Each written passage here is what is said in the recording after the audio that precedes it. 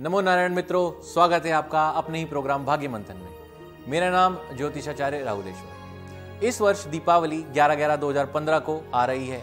पूरा भारत दीपावली मनाने के लिए जोश व उत्सुकता से भरा पड़ा है।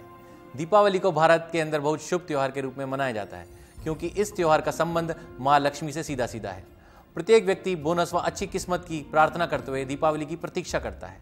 यह पर्व श्री सीताराम जी के रावण वध के पश्चात 14 वर्ष का वनवास काट वापस अयोध्या आने पर स्मृति के रूप में मनाया जाता है। भारत के इस विशेष पर्व पर माँ लक्ष्मी जी के पूजन का बहुत महत्व है।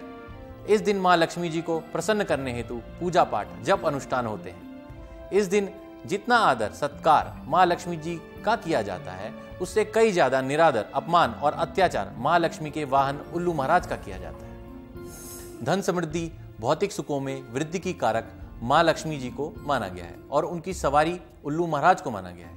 आज के दिन इसी सवारी की बलियां चढ़ाई जाती हैं और यह प्रचलन केवल अनपढ़ लोगों तक ही सीमित नहीं है, बल्कि इसमें कई पढ़े लिखे विद्वान भी शामिल होते हैं। दीपावली की रात्रि अंधविश्वास के चलते बेचारे हजारों उल्लुओं की बलियां दे दी जाती हैं। आइए जाने इन बलियों के पीछे आखिर कौन सा रहस्य छुपा है। कुछ विद्वान और पढ़े लिखे अनपढ़ों की बात मानी जाए तो यह कहा जाता है कि माँ लक्ष्मी की सवारी उल्लू है।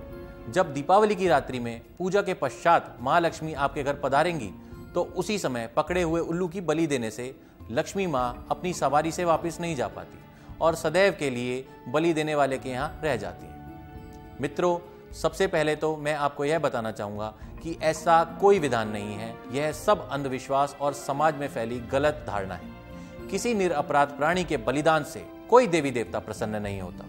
आप स्वयं ही सोचिए, यदि आपके पालतू या प्रिय पशु पक्षी को कोई अपने लालच या स्वार्थ सिद्धि के लिए मार दे तो आप उस व्यक्ति पर प्रसन्न होंगे या उस पर क्रोधित होंगे? जो माँ सभी जीव जंतुओं पक्षियों की जननी है, वह माँ कैसे किसी के बलिदान पर प्रसन्न हो सकती है? इसलिए इस दीपावली अपने अंदर पल रही बुरी वासनाओं की बलि दीजिए, ना ही किसी पशु पक्षी की।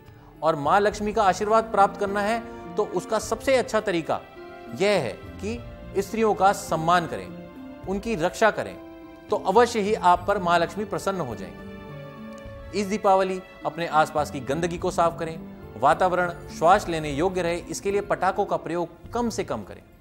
जिन लोगों के जीवन में अंधकार फैला हुआ है, उनके जीवन को प्रकाशित करने के लिए प्रयासरत रहें। दीपावली की रात श्रेष्ठ मुहूर्त में महालक्ष्मी जी का पूजन करें। पूजन में तेज सुगंध वाली अगरबत्ती, धूप, इत्र, अष्टगंध का प्रयोग करें। लाल चंद्र का भी प्रयोग करें तो बहुत उपयुक्त होगा।